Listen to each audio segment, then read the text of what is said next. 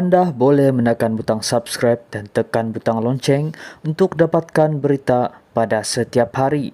Anda juga boleh meninggalkan komen Anda. Setiap dari komen Anda amatlah kami hargai. Terima kasih. Datuk Seri Najib Tun Razak tidak lagi bergelar ahli parlimen pekan, sebaik saja parlimen dibubarkan. Manakala undang-undang menghalang banduan bertanding dalam pilihan raya, melainkan selepas memperoleh pengampunan. Mahkamah Tinggi di sini hari ini berpendapat, Najib tidak lagi tertakluk kepada tugas dan fungsi keperlembagaan, termasuk mengekses pegawai parlimennya dan menghadiri sidang Dewan Rakyat. Hakim Datuk Ahmad Kamal Muhammad Syahid berpuas hati, parlimen dibubarkan pada 10 Oktober lalu dan telah diwartakan membawa maksud berakhirnya sidang Dewan Rakyat bagi penggal tersebut. Ini bermakna serta semua wakil rakyat tidak lagi bergelar ahli parlimen. Tidak mungkin pemohon menjadi ahli parlimen karena undang-undang menghalang seorang banduan bertanding dalam pilihan raya, melainkan pengampunan diberikan atau sabitan dan hukuman diketepikan melalui permohonan semakan jelas beliau. Hakim Ahmad Kamal menyatakan demikian ketika menolak permohonan Najib untuk kebenaran semakan kehakiman bagi mencabar keputusan Jabatan Penjara Malaysia yang menghalangnya menghadiri persidangan Dewan Rakyat. Mahkamah tidak mengeluarkan perintah terhadap kos. Najib sedang menjalani hukuman penjara 12 tahun dan denda RM210 juta selepas disabitkan dalam kes penyelewengan dana RM42 juta milik SRC International Sendirian Berhad. Mahkamah Persekutuan menetapkan tarik 19, 20 dan 26 Januari tahun depan untuk mendengar semakan kes berkenaan.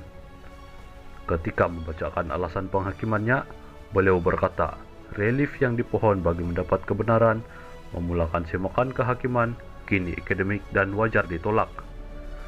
Jelasnya, relief agar Najib diberikan kebenaran mengeksis pegawai parlimen dan menghadiri persidangan Dewan Rakyat bukan lagi isu langsung yang boleh dipertimbangkan oleh mahkamah.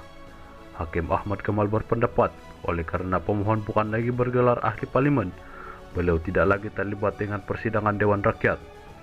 Beliau berkata, selain itu, Suruhanjaya Pilihan Raya telah mengumumkan tarik pengundian pilihan raya umum ke-15 pada 19 November yang juga membawa maksud pembentukan kabinet baru. Dalam prosiding itu, Peguam Tan Sri Dr. Muhammad Syafiee Abdullah yang mewakili Najib memaklumkan pihaknya akan memfailkan rayuan terhadap keputusan tersebut. Najib memohon kebenaran mencabar Menteri Dalam Negeri dan Komisioner Jeneral Penjara pada 28 September lalu yang menolak permohonannya menghadiri parlimen atas alasan keselamatan. Dalam permohonan semakan kehakiman yang difailkan pada 5 Oktober lalu, selain Menteri Dalam Negeri dan Komisioner Jeneral Penjara, Najib turut menamakan Kerajaan Malaysia sebagai responden.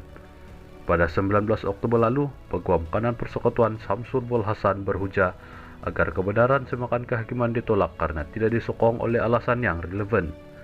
Samsul menghujahkan permohonan Najib wajar ditolak karena beliau bukan lagi bergelar ahli parlimen pekan ekoran pembubaran parlimen pada 10 Oktober lalu. Samsul berhujah Najib tidak lagi terikat untuk melaksanakan tugas-tugas keperlembagaannya. Muhammad Syafiee pula berhujah Najib masih bergelar ahli parlimen pekan dan alasan-alasan responden ketika menolak permohonan beliau atas faktor keselamatan adalah tidak mudah sabah karena bangunan parlimen di bawah kawalan kerajaan.